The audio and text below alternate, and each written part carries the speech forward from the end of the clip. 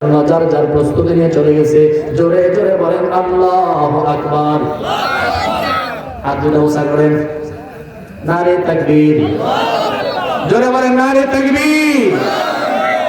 আর আমার সাথে বলেন হুজুর 15 মিনিট সময় আমরা কেউ উঠবো না, প্রস্রাব ধরলে উঠবো না। বলেন হ্যাঁ, বসেন। উঠবেন না তো? আল্লাহ তুমি কবুল করো। জোরে বলেন আমিন। আবু বকর, ওমর, উসমান, আলী সমস্ত সাহাবীরা চলে গেছেন। যার যার সামর্থ্য অনুযায়ী আল্লাহর নবীর কাছে না দান করলেন। এবার আল্লাহর নবী জিজ্ঞাসা করতেছে, তোমরা কে কি আনছো? আল্লাহর নবী এটাই তো জিজ্ঞাসা করে, কে কি আনছো? কিন্তু আল্লাহর নবী প্রশ্ন এইভাবে না কইরা প্রশ্ন করছে, কে কি পরিমাণ বাড়িতে রাইখা আসছো সেটা বলো। তো আবু বকর আর ওমর চিন্তা করলো, যেহেতু আবু বকর সবসময় ফাঁস হয়, আমি ওমর আজকে দান করে ফাঁস হয়ে যাবো, কারণ আবু বকর আমার চেয়ে একটু গরিব, আমি যেহেতু ধনী বেশি দান করে আমি ফাঁস হয়ে যাব, 1 নাম্বার হয়ে যাব। তো আল্লাহর নবী প্রশ্ন ঘুরাই দিয়েছে, কারণ আবু বকরকে তো 1 নাম্বার রাখতেই হবে, ঠিক কিনা? জোরে বল। আল্লাহর নবী প্রশ্ন করলেন যে কে কি আনছো, এই প্রশ্ন না করে কে কি পরিমাণ বাড়িতে রেখে আসছো? আল্লাহু আকবার বলেন। আবু বকরকে জিজ্ঞাসা করে তুমি কি পরিমাণ বাড়িতে রেখে আসছো?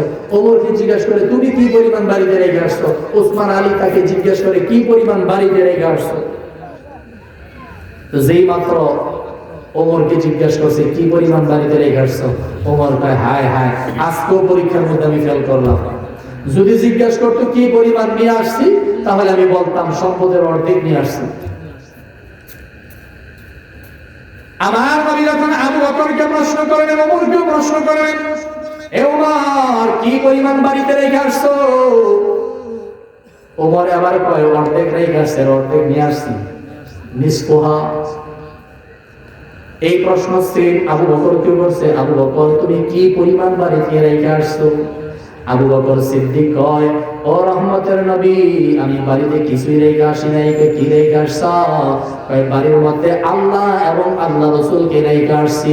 হাদিসের কিতাবের মধ্যে আসছে, যেই মাত্র আল্লাহর নবীর কাছে তাদের সব কিছু নিয়ে আসবে, ওই দিন রাতে ঘরের ভিতরে ছিলেন হযরত আয়েশা সিদ্দিকা। এইভাবে আল্লাহর নবী রাতের অন্ধকারে বেড়ার ভিতরে হাত বলাইতেছে। আয়েশা সিদ্দিকা যায় বলেন, আব্বা জান, রাতের বেলা বেড়ার ভিতরে কেন হাত বোলান?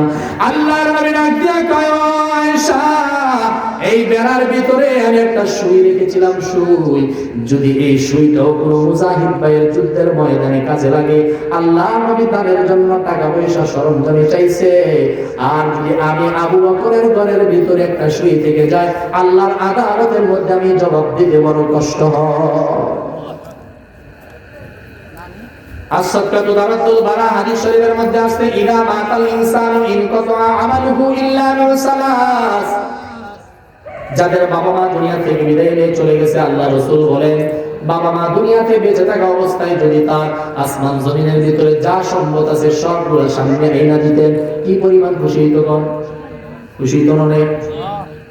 আব্বা আম্মার সামনে যদি পৃথিবীর সমস্ত সম্পদগুলো এনে সামনে দিতেন, কি পরিমাণ খুশি হইতো? আল্লাহ রাসূল বলেন, মৃত্যুর পরে বাবা মা দুনিয়া থেকে বিদায় নেওয়ার পরে যদি কোনো সন্তান বাবা মার জন্য কিছুই দিতে পারলো না, শুধু একবার সুবহানাল্লাহ বলে বাবা মার জন্য দোয়া করলো, একবার আলহামদুলিল্লাহ বললে বাবা মার জন্য দোয়া করলো, মসজিদের মধ্যে এক ব্যাগ সিমেন্ট দিয়া বাবা মার জন্য দোয়া করলো, এরকম ভাবে এক গাড়ি বালু দিয়ে সহযোগিতা করে দোয়া করলো, এরকম ভাবে ফ্যান দিয়া, লাইট দিয়া, মসজিদের ইট দিয়া, বালু দিয়া, রড দিয়া, সিমেন্ট দিয়া, যেই কোনো সহযোগিতামূলক কাজ করে বাবা মার জন্য যদি দোয়া করা হয়, আল্লাহ রাসূল বলেন তামাম পৃথিবীর সমস্ত সম্পত্তি বাবা মার সামনে দিলে যেই পরিমাণ খুশি হবে, তার চেয়ে 1,00,000 কোটি গুণ বেশি খুশি হবে। হাদিস শরীফের মধ্যে আসছে, মান বানা লিল্লাহি মাসজিদান বানাল্লাহু লাহু বাইতান ফিল জান্নাহ। যারা দুনিয়াতে একটা মসজিদ নির্মাণ করবে, মসজিদ বানাবে, আল্লাহ রাব্বুল আলামিন ওই দানকারী বান্দা বান্দির জন্য জান্নাতের ভিতরে আল্লাহ তাআলা একটা বিল্ডিং তৈরি করে দিবে। সাহাবায়ে কেরাম জিজ্ঞেস করলেন, ইয়া রাসূলুল্লাহ, ইয়া হাবিবাল্লাহ, আমাদের তো এমন সামর্থ্য অনেকের নাই যারা নাকি দুনিয়াতে মসজিদ একা নির্মাণ করবে। আল্লাহর নবী ডাক দিয়া কই, কেউ যদি মসজিদ নির্মাণ কাজে সহযোগিতা করে, মসজিদের ওযুখানার জন্য সহযোগিতা করে, ইমাম সাহেবের বেতন দিয়ে সহযোগিতা করে, মসজিদের লাইট, ফ্যান, বাতি, রড, সিমেন্ট, বাড়ি, দরজা, জানালা যা কিছু আছে এগুলার কাজের মধ্যে সহযোগিতা করি, আল্লাহর নবী বলেন তার আমলনামায় আল্লাহ তাআলা জান্নাতের ভিতরে একটা সুন্দর বিল্ডিং তৈরি করে দিবে। হাদিস শরীফের মধ্যে আছে না, সত্তু তারাদ্দুল বালা, যারা দান সদকা করবে তাদের বালা মুসিবত দূর হবে। যারা দান সদকা করবে, আল্লাহ রাসূল বলেন তুদহিরুল গাদাবি ওয়া তারফাউল মিরাতিসু। হাদিস শরীফের মধ্যে আছে যারা দান সদকা করবে আল্লাহ তাদেরকে হঠাৎ মৃত্যু থেকে বাঁচাবে, প্যারালাইসিস থেকে বাঁচাবে, স্ট্রোক করা থেকে বাঁচাবে, বড় বড় দুর্ঘটনা থেকে হেফাজত করবেন কে? আর জোরে বলেন কে? তাহলে এই মসজিদটা আরো সুন্দর হওয়া দরকার আছে না নাই?